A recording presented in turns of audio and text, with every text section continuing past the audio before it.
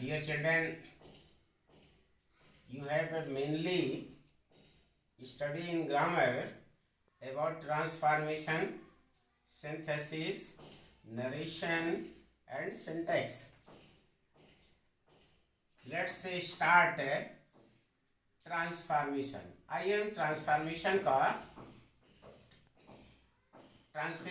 से शुरू करते हैं.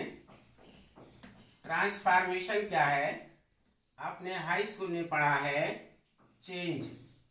चेंज में आप क्या करते थे? जैसे लिखा है he reads daily. He reads daily लिखा रहता था. Change into negative. आप क्या करते थे? लिख देते थे ही डज नॉट रीड डेली. और ये क्या हो जाता है? वह डेली नहीं पढ़ता है. वह डेली पढ़ता है. दोनों के जो आंसर हैं, जो दोनों के जो मीनिंग है वो क्या अपोजिट हो जाते थे, उल्टा हो जाता था. ऐसे वो पढ़ता है, वो नहीं पढ़ता है, सीधे उल्टा. तो ये आपका नेगेटिव बनता था. लेकिन जो ट्रांसफॉर्मेशन है, उस ट्रांसफॉर्मेशन का मतलब है रूपांतरण. रूपांतरण. रूपांतरण का मतलब है उसका जो फॉर्म है, उसका रूप है, वो क्या करना है? अंतरण कर देना है, ट्रांस कर देना है, बदल देना है. तो रूप का अंतरण अर्थात रूप तो बदल जाए, अर्थात अफर्मेटिव से नेगेटिव तो हो जाए, लेकिन उसकी मीनिंग ना बदलती हो. जैसे उदाहरण के लिए मैं बताता हूँ. ये सेंटेंस आपका है, उसमें लिखा रहेगा चेंज इनटू नेगेटिव और ट्रांसफॉर्म. ये आपको दिया जाएगा ट्रांसफॉर्म. तो ट्रांसफॉर्म में आप क्या करेंगे? इसको ट्रांसफॉर्म करने के लिए आप लिखेंगे he does not fail to read daily. Does not fail to read daily. अब इसमें क्या हो गया? इस देखिए ही रीड्स डेली. डेली पढ़ता है और वह डेली पढ़ने से चूकता नहीं है, अर्थात वो रोज पढ़ता है. अब ये क्या हो गया? ये अफर्मेटिव जो इसका फॉर्म है, ये चेंज हो गया नेगेटिव फॉर्म में, और मीनिंग आपका सेम वही रहा.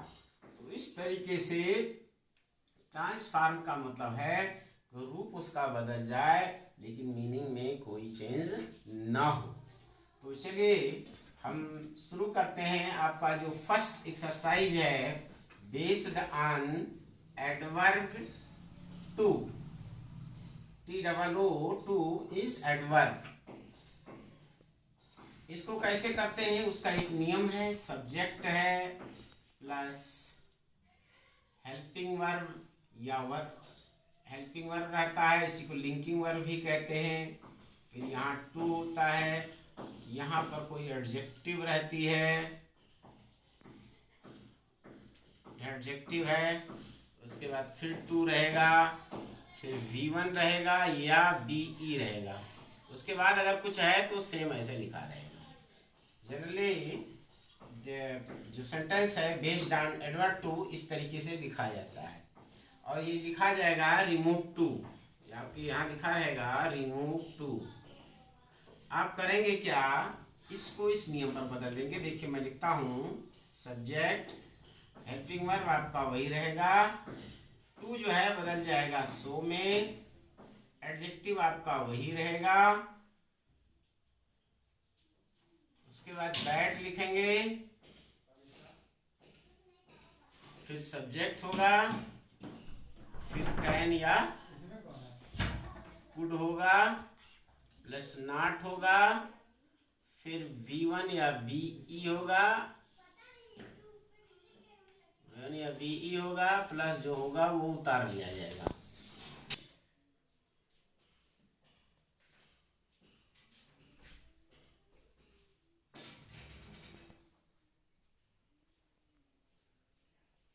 ये in place of helping verb आपको मिलेगा इज आर एम या was where.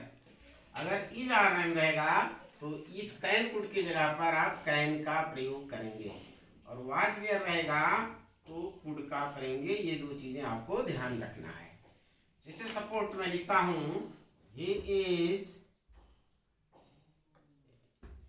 is too old to run. Look at the board. Your subject is he. Helping verb is too. Adjective is old. And to plus V1. ये आपका sentence है। आपको क्या करना है, रिमूव, यहां लिखा रहेगा रिमूव टू। अब आप क्या करेंगे, इस टू को हटाना है तो इस नियम पर बदल देंगे। सब्जेक्ट इसका वही रहेगा ही, हेल्पिंग वर्ब आपका वही रहेगा, टू की जगह पर सो हो जाएगा, एडजेक्टिव आपका ओल्ड वही रहेगा, उसके बाद दैट लगाएंगे। अब क्या करेंगे, यही सब्जेक्ट पे लिखेंगे, यही है तो यहाँ ही कर देंगे।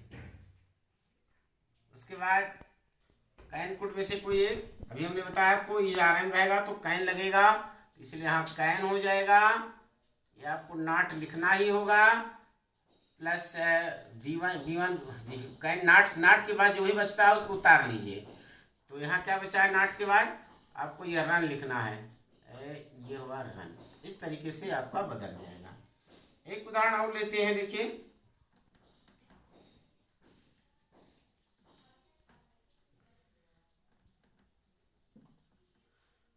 Ramu was too hungry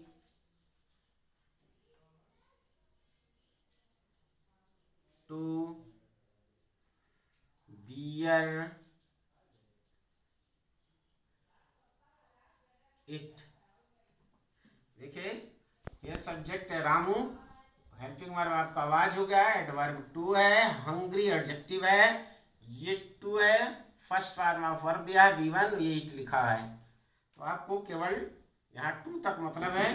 देखिए इसको देखते हैं, Ramu was so hungry that. अब चूंकि ये काम प्रॉपर नाउन है तो प्रॉपर नाउन की जगह पर हम प्रोनाउन लिखते हैं। प्रोनाउन क्या लिखेंगे, पुरुष के लिए हम ही लिखते हैं, स्त्री के लिए सी लिखते हैं। ये हो गया। यहाँ लिखा है आपका वाज, इसलिए ही के बाद यहाँ हम क्या लिखेंगे, कुड का प्रयोग करेंगे, कुड है। उसके बाद नॉट, बियर आपका यही रहेगा, बियर इट। अर्थात इसका भी अर्थ वही हुआ कि रामू इतना भूखा था कोई इसे बर्दाश्त नहीं कर सकता था, और इसका भी अर्थ वही, रामू इतना भूखा था कि वो बर्दाश्त नहीं कर सकता था। तो इस तरीके से आप एक एडवर्ब टू वाले सेंटेंस को विदाउट एडवर्ब में बदल सकते हैं। तो ये हुआ आपका एग्जाम्पल, मैं भेज दूंगा अभी आपको। तो इस तरीके से आप लिखेंगे या चेंज करेंगे। अब इसमें क्या होगा, एक और देखा जाता है कि कभी कभी इसी एडवर्ब टू वाले सेंटेंस में नॉट दिया जाता है। क्या दिया जाता है, एडवर्ब टू वाले सेंटेंस में पहले से नॉट लिखा होता है। अगर पहले से नॉट रहेगा तो ये कैन और कुड के बाद भी इसमें हम नॉट लगाते हैं बदलते समय, उस नॉट का प्रयोग नहीं करेंगे। जैसे he is too happy, he is too happy not to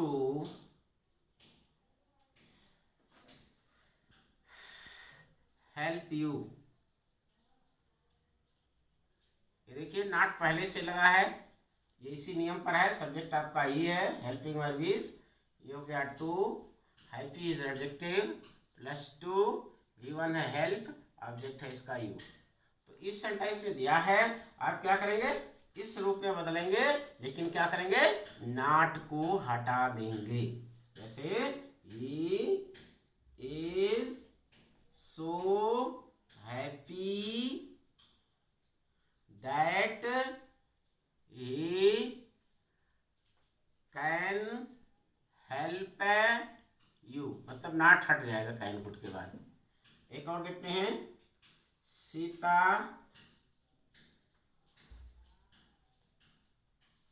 Sita is too talkative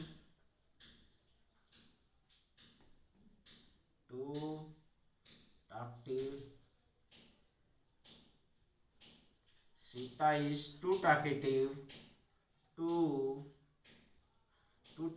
not to be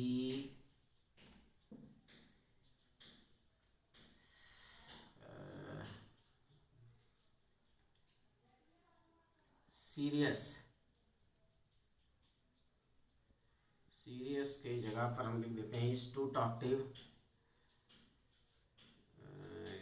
to be silent. तो क्या हो जाएगा, देखिए सेम उसी नियम पर है। सब्जेक्ट आपका सीता, हेल्पिंग वर्ब इज, ये हो गया टू, एडजेक्टिव इज टॉकेटिव, ये नॉट अलग से जोड़ा गया है, ये टू, और इधर टू के बाद B1 और BE जो बचता है उसको बाद उतार लेते हैं। अब क्या हो जाएगा, Sita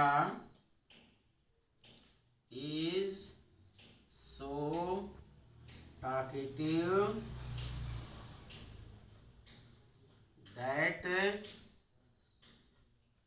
she can be silent. इतना बतूनी है कि शांत हो सकती है। तो इस तरीके से आपको क्या करना है, बदलना है। नाट अगर लगा रहेगा तो नाट को हटा देना है। तो ये आपका 2 नियम हो गए। और कुछ और चीजें हैं जो बहुत आसान है।